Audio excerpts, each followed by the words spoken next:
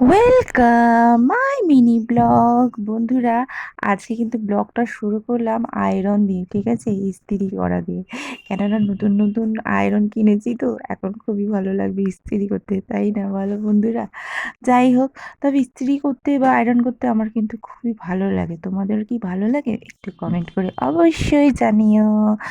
আর দেখো, এই যে তোমাদের দাদা ভাইয়ের এই জামাটা অনেক দিন ধরে ছিল গো। তোমাদের দাদা ভাইয়ের জামা, আমার মেয়ের স্কুলের জামা, ইউনিফর্মগুলো অনেক দিন ধরে ছিল, কেননা পুরনো আয়রনটা যেহেতু হচ্ছিল না, খারাপ হয়ে গেছিলো। তো অনেক দিন ধরে আয়রনগুলো জমা ছিল, তো সেই জন্য বাধ্য হয়ে একটা নতুন আয়রন তো কিনতেই হলো।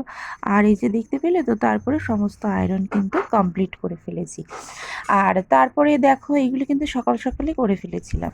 তারপরে দেখো কিন্তু এই যে যেরকম হয় প্রত্যেক দিনের লাঞ্চের সমস্ত যে তরকারি বরকারি হবে সেগুলো সব দেখো, আলু, পেঁপে, হ্যাঁ দেখতে পাচ্ছ তো, সব কিন্তু ছিলে নিচ্ছি। মানে তোমার আলু দিয়ে, পেঁপে দিয়ে, সোয়াবিন দিয়ে তরকারি করা হয়েছিল, ঠিক আছে। তো সেটারই তোমার সমস্ত কিছু সবজি ছিলে ফেললাম। আর এরকম বন্ধুরা, সবজির তরকারি খেতে তোমাদের ভালো লাগে? এটাও কিন্তু অবশ্যই কিন্তু জানিও, ঠিক আছে। আর তারপরে দেখো, এই যে ঘর মুছে নিচ্ছি। আর কেননা বন্ধুরা, যতটা পারি আম, মানে কাজগুলো সব আগে আগে করে নিই আমি। কেননা যেহেতু মাম্মাম এখন স্কুলে আছে, এবার মাম্মাম তো স্কুলে এসেই ব্যাস আসলেই হয়ে গেল। এবারে এই সেই হ্যানা ত্যানা বকর বকর নানান কথা, আর বলো না। মানে পুরো কাজ পুরো হয়ে যায়।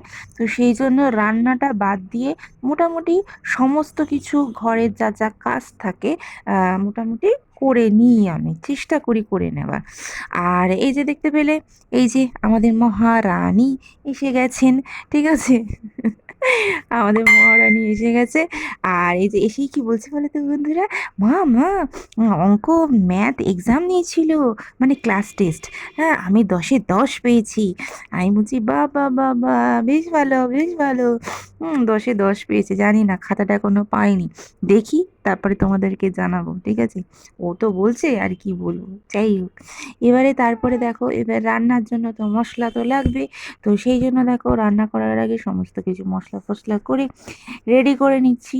হ্যাঁ, কেননা এবারে চলো রান্না করতে হবে, কাজ তো হলো, এবার রান্না করতে হবে, চলো। আর এই যে দেখতে পাচ্ছ, তোমাদের যেমন বললাম, হ্যাঁ সয়াবিন দিয়ে, পেঁপে দিয়ে, আলু দিয়ে, হ্যাঁ কি সুন্দর একটা সবজি, মানে একটা তরকারি করা হবে, ঠিক আছে। তোমাদের এরকম পেঁপের তরকারি খেতে ভালো লাগে বন্ধুরা? তোমার দাদা ভাই অবশ্য একটু অপছন্দ, কেননা বললে পেঁপে তো রুগীরা খায়। জানো, যাই হোক, এই যে দেখো, তোমাদেরকেও একটুখানি দেখিয়ে দিলে আমার মাম্মাম যে বকবক বকবক করছে, হ্যাঁ সেটাও একটুখানি তোমাদেরকে দেখিয়ে দিলাম। আর এই যে দেখতে পাচ্ছ রান্না চলছে।